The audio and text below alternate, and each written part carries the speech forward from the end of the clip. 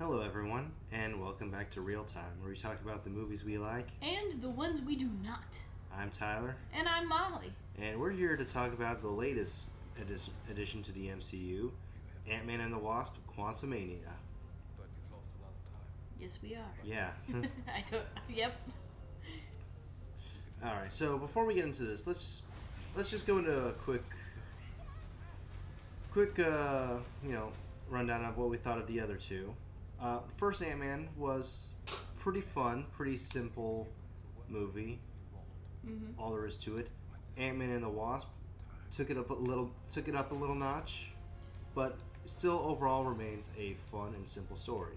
I have only seen the first Ant-Man and the one we are talking about today. Yes. So I have not seen the second one.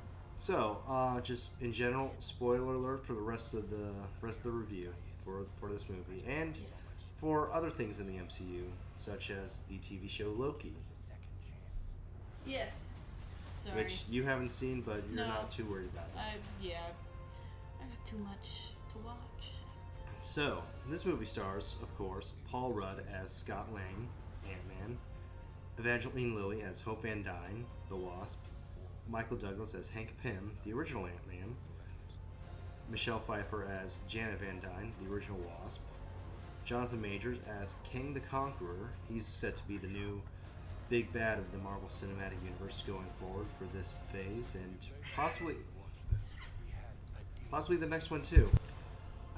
Catherine Newton as Cassie Lang. Now, Catherine Newton is a recast from the last person to play Cassie. She was previously played by Emma Furman in Avengers Endgame.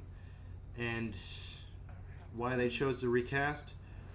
Honestly, I don't know. probably because Catherine Newton's a bigger star. You know, she was in Detective Pikachu and other things. Supernatural. Yeah, that too. Bill Murray plays a pretty important person in the quantum realm, Krylar. He's a pretty, from what I understand, he's a really minor character in Marvel Comics. He has very minimal appearances. Katie M. O'Brien plays Jentora. She's this sort of freedom fighter person in the quantum realm. Mm-hmm. William Jackson Harper from The Good Place. Yep. I couldn't think of the name, yeah. Plays Quaz. Jentora's basically right-hand man. He reads minds. He reads minds, yes. David Dastmalchian plays Veb. He's a squishy guy with no holes. Mm-hmm. Now, David Dastmalchian was actually in the first two Ant-Man movies. He played this Russian guy who was part of Lang's crew, which also begs the question, where is Luis? Where was he?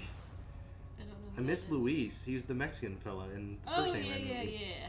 Yeah, where was he? Yeah. I mean, yeah, He should have got sucked into the quantum realm as well. Yes, that he should have. Fun. I love seeing Michael Yeah. Pena and things. Randall Park shows up as Jimmy Woo. Just him and Scott getting lunch, just chilling. And there was another person that you got excited about. Yes. At that scene with Randall, what's his name? Jimmy Woo. Jimmy Woo. Was my man Ryan Bergara had a 1-second cameo. Ryan Bergara. I cannot speak today. I am so sorry. I thought he was your guy. I know, but Ryan Bergara from Ghost Files, BuzzFeed Unsolved was there for 1 second, and I swear I was probably the only person in the whole theater who saw that. And I pointed at the screen and I was like, Tyler! Even though Tyler doesn't know who he is, I was just like so excited for 1 second. You became the Leonardo DiCaprio snapping and pointing meme. I was just like, oh, look! But it was just for 1 second. Anyways, Ryan Bergara, we should definitely do a collab sometime, you know. My grandma's house is haunted, so... It is. Yeah. I was once sleeping down there, taking a nap, and I just hear the piano start playing. So, yeah, definitely got a collab. Anyways... If he ever sees this. Probably not, but, you know, who knows? Yeah. Also... Back to the video. Another character's in this movie, MODOK, Now, they changed him up a bit in this movie. I don't know a whole lot about MODOK in the comics, so I'm not too upset about this. This doesn't matter too much to me. But Corey Stoll comes back from the first Ant-Man movie where he played Darren Cross, and he's MODOK. I thought that was kind of funny, but yeah, I'm not very familiar with the character of MODOK, so. All I know is he's a crazy robot guy. Yeah. And he's got a huge head. Big head, little arms and legs. Yeah, and we see his butt cheeks in this too. We see his butt. I thought it was funny. It's like, why are we seeing his butt cheeks? Those are really small. It's not like in Thor Ragnarok where we saw Hulk's, just absolute dump truck of an ass. Just these two massive green butt cheeks. It's not like that. They're just like these Hank Hill butt cheeks on MODOK. You know what I mean? It's like he has no butt. Because his legs are small. He's just not gonna have a big booty. Anyways. So, in this movie, Cassie and Hank Pym have been working on quantum stuff, and they build a device that is supposed to help them look at the quantum realm from the real world, and it accidentally sucks them, Scott, Janet, and Hope into the quantum realm, where they gotta try to get out. Yep. And while they're doing this, King the Conqueror is here, and he wants to get out so he can conquer. Yeah, I mean it's in his name. He's gotta go conquer. A while ago, when he was banished to the quantum realm by his variants, Janet accidentally helped him sort of build his tech back up again. But as soon as she found out that he was gonna go right back to conquering, she says, Nah, we're not doing that. You're gonna stay here. Mm-hmm. And so she did that, and he, builds up an empire somehow, okay, and decides that he's gonna subjugate this place. Which, honestly, this is a really good example of show don't tell. Because, we get told that he's, this warlord and stuff. He's making life bad for everyone, but we don't really see a whole lot of it. We're just told that, bad guy. Yeah. Don't like that guy. It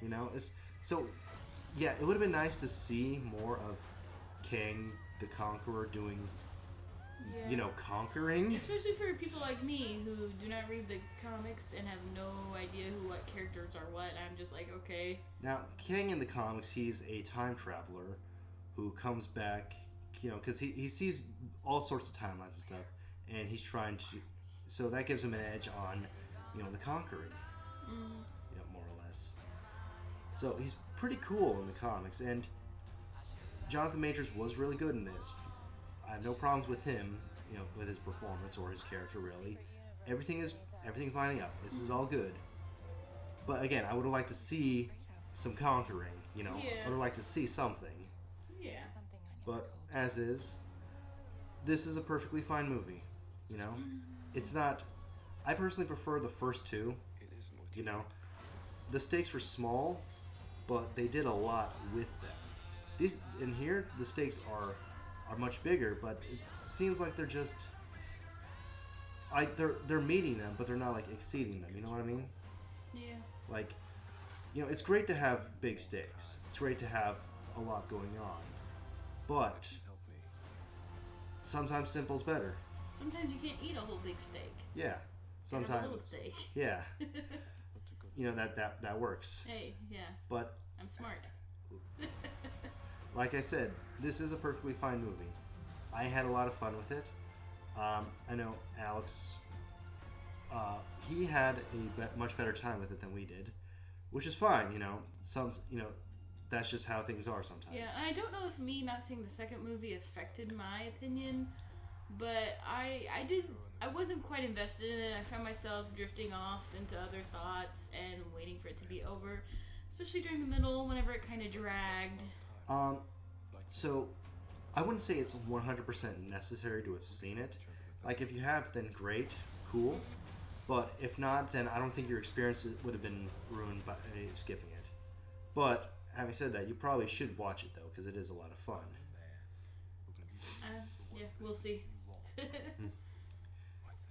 Yeah, so, no, you go first. I was gonna say something that I did really like was all the fun-looking characters in the quantum realm. Yeah, there was a lot of cool-looking creatures down there. That was imaginative and fun.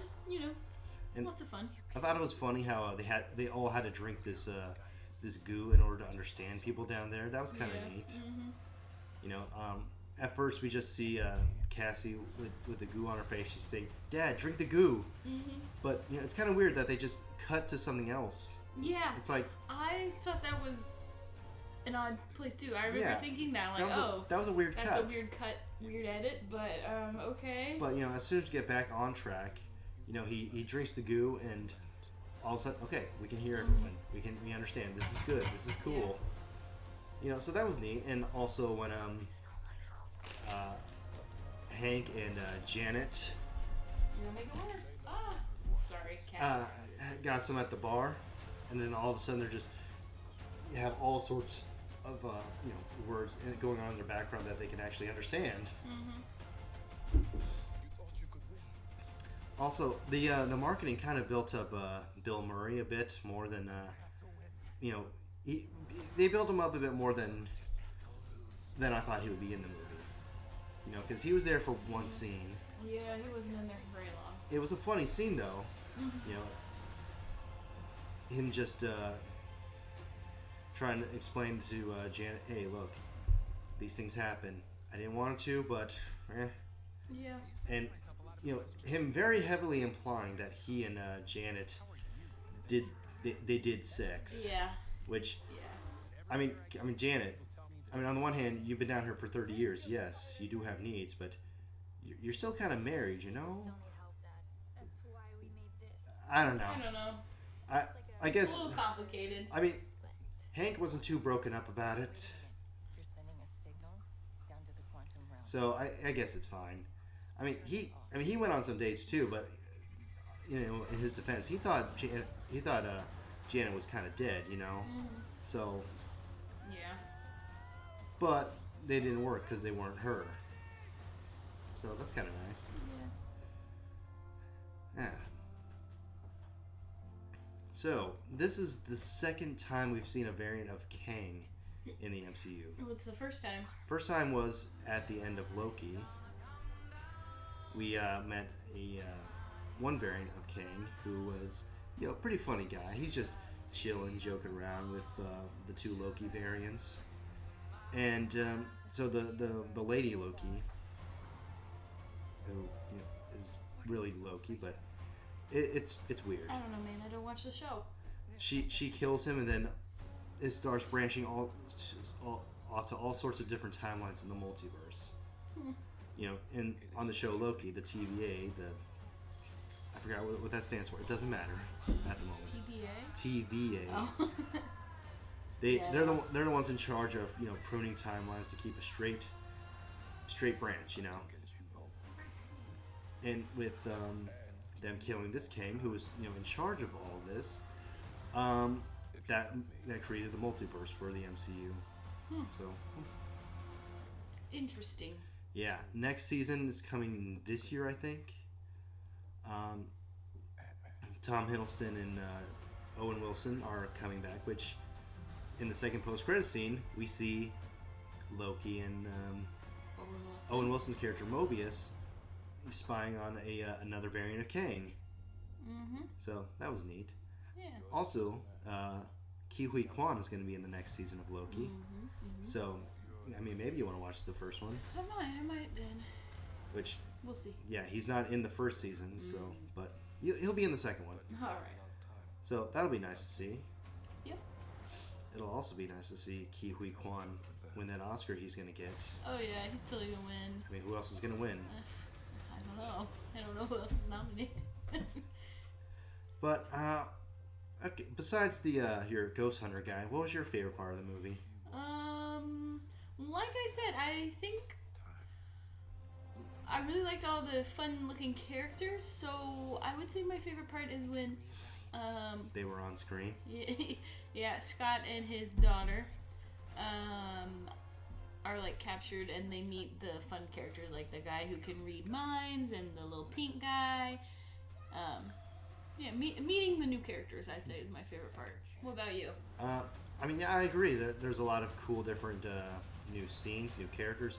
I mean, the Quantum Realm, we haven't seen this aspect of it, before. The last two times we've seen the Quantum Realm, they were either, well, not last few times we saw it, it was either the Avengers going through time, or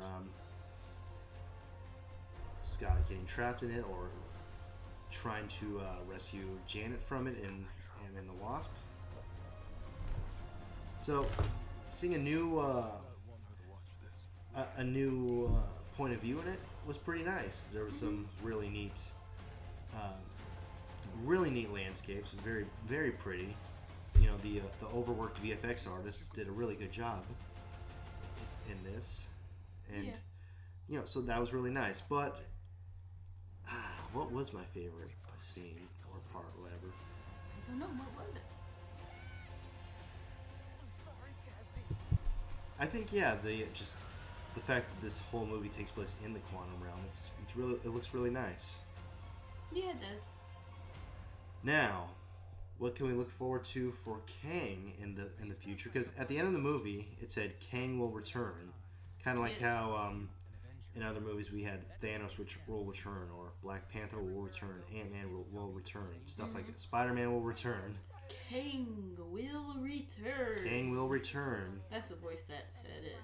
Kang will return. There wasn't a voice; it was just text. Yeah. And we saw a lot. We saw a lot more Kangs in the first in the mid-credits scene. Yeah. Just a whole bunch of Kangs getting ready to wreck the Avengers up. Yeah, they're really hyped and they're going, yeah, woo. Lots of Kangs. Yeah.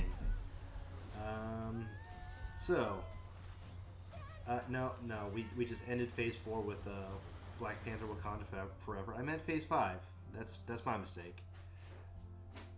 We're gonna go into Phase 5. First one was Antman and the Wasp: Quantumania, of course. Next will be Guardians of the Galaxy Volume 3. I don't think Kang will be playing much of a role in that. Then the Marvels, which has Ms. Marvel, Captain Marvel, Monica Rambeau, Captain America: New World Order. Probably not Kang. Most of these movies, I think we're just gonna see a lot of post-credit scenes relating to Kang, if anything. You know what I mean? Sure. We could see something in Guardians Volume 3 or the Marvels. Thunderbolts, probably not. Blade, maybe it could happen. But another question is, when on Earth, did they actually get a new director? I don't know. I hope so. That'll be cool. But,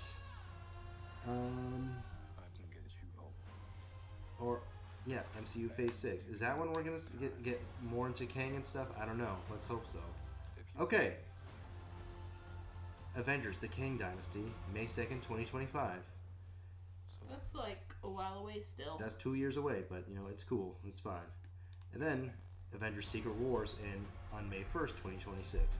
Maybe Kang will still be, doing stuff then. I don't know. But, yeah, we'll see. Oh, neat. Deadpool 3 is coming next year. Yeah, oh, jeez. The guy who did the Night at the Museum movies is doing Deadpool 3. That's neat. That's cool. I do like Night at the Museum. What else is this guy? We're just going way off topic. Yeah. Oh, he also did Cheaper by the Dozen, the Steve Martin Pink Panther movie. A whole bunch of other stuff too.